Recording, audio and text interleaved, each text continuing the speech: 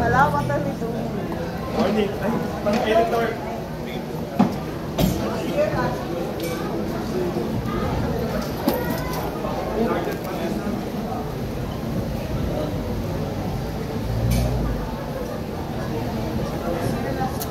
Daan ng daan.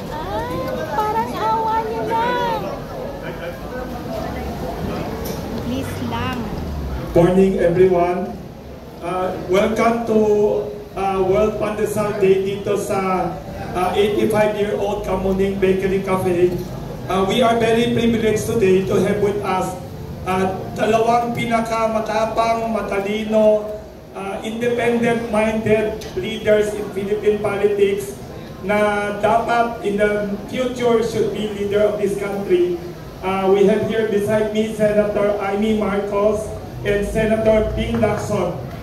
Dalawang pinakamatapang na magaling na senator.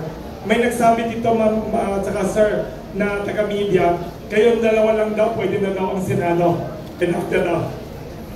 We'd like to invite them kasi aside from celebrating World Pandesal Day, which is called World Bread Day in other places, today is also the World Food Day ng United Nations.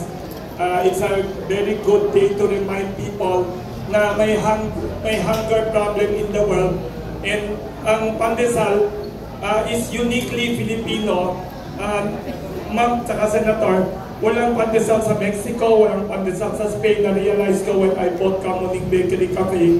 So we are proud of pandesal. Parang baguette yan ng France.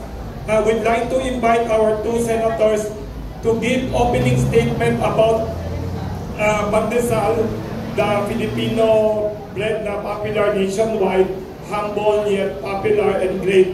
And also about the issue of hunger. Paano natin masasolve ang hunger sa mundo and in the Philippines, of course.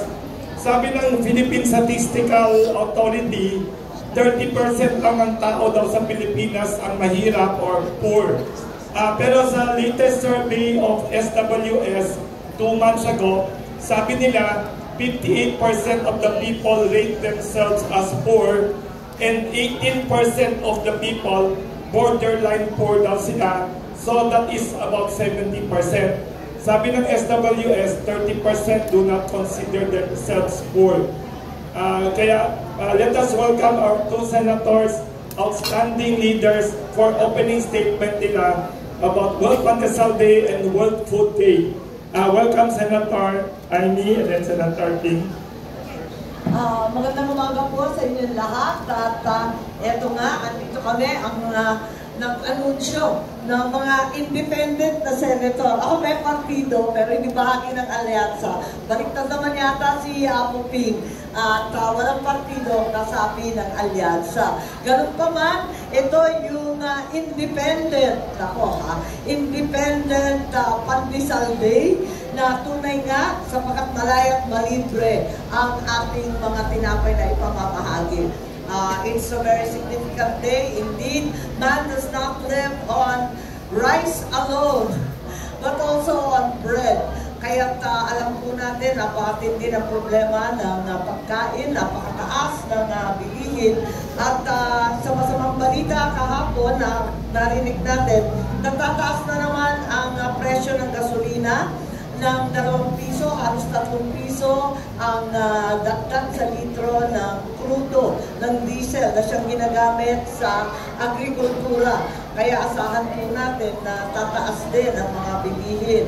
Sa kabila nito, meron naman tayong magandang balita na meron tayong mga young farmers na nagpupursige na mapigyan ng bagong buhay ang ating bukid at agrikultura. Sa inyong lahat, magpasalamat tayo sa Kamuning Bakery sa libreng pahayag, libreng pamimigay ng ating uniquely Filipino na pandesal. Maraming salamat po. Mabuhay ang Kamuning Bakery.